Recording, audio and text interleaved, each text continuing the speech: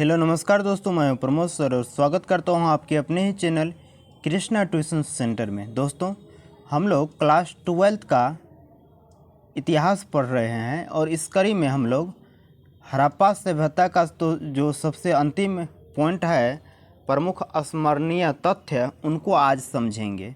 इससे पहले हम लोग मोहनजोदड़ो का विशेषता वगैरह समझ चुके थे। तो पहला ऑब्जेक्टिव है ये कि हड़प्पा जो है पाकिस्तान के रावी नदी के तट पर स्थित है। आपसे पूछेगा कि हड़प्पा सभ्यता कहाँ पर स्थित है, तो ये पाकिस्तान के रावी नदी के तट पर स्थित था।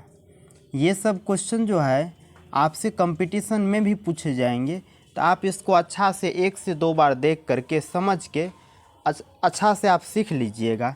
दूसरा क्वेश्चन देखिए दिया हुआ है कि हड़प्पा सभ्यता को सिंधु घाटी की सभ्यता या सेधव सभ्यता भी कहा जाता है।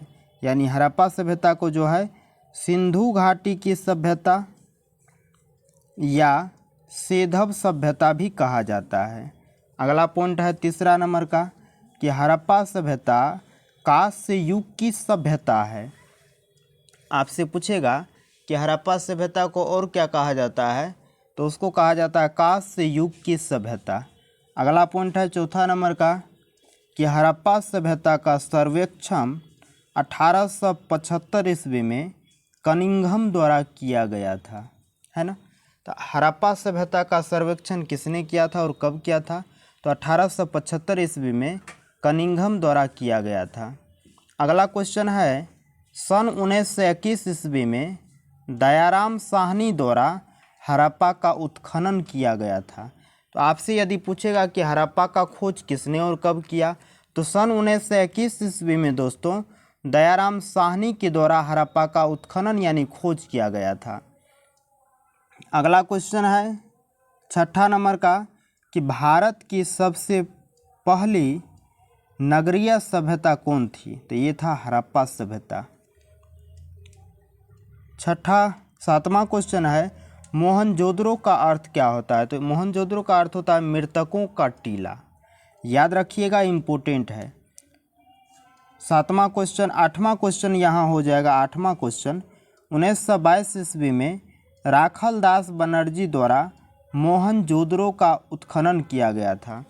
तो मोहनजोदड़ो का खोज कब हुआ, 1922 में किसने किया था, तो राखल दास बनर्जी ने मोहनजोदड़ो का उत्खनन किया था। और ये आठवां क्वेश्चन है 1955 ईस्वी में R.S. राव द्वारा लोथर का उत्खनन किया गया था। कब किया था लोथर का, तो 1955 में R.S. राव द्वारा। अगला क्वेश्चन देखिए 1960 ईस्वी में B.B. लाल तथा B.K. थापर के द्वारा कालीबंगन का उत्खनन किया गया। 10वां क्वेश्चन है कालीबंगन का शाब्दिक अर्थ होता है काली चूड़ियाँ, है ना। ये सारे क्वेश्चन ऑब्जेक्टिव के लिए काफ़ी महत्वपूर्ण है और यहाँ केवल 12th में ही नहीं बल्कि आप इससे आगे जो तैयारी करिएगा कंपटीशन का, उसमें भी आपको ये बहुत ही ज़्यादा काम देगा। तो आप इसको 1 से 2 बार देख करके इनको सीख लीजिएगा। अगला क्वेश्चन देखिए कालीबंगन राजस्थान के गंगानगर जिले में अवस्थित है। कालीबंगन दोस्तों कहाँ अवस्थित है, राजस्थान के गंगानगर जिला में, ठीक है। काली चूड़ियाँ ये इम्पोर्टेंट हो गया, राजस्थान के गंगानगर जिला में, ठीक है।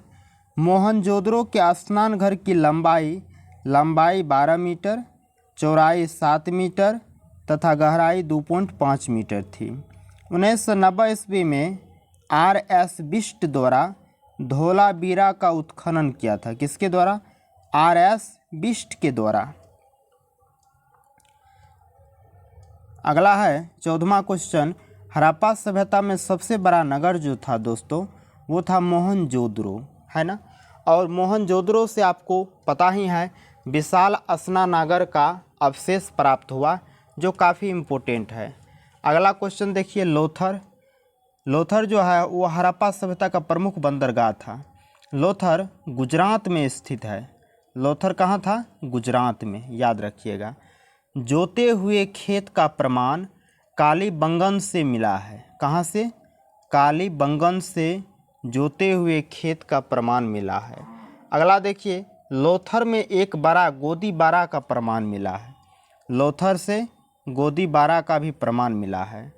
हड़प्पा सभ्यता में दाएं से बाएं की ओर लिखी जाती थी, यानी हड़प्पा सभ्यता में जो लिपि थी वो दायां से बायां की ओर लिखे जाते थे।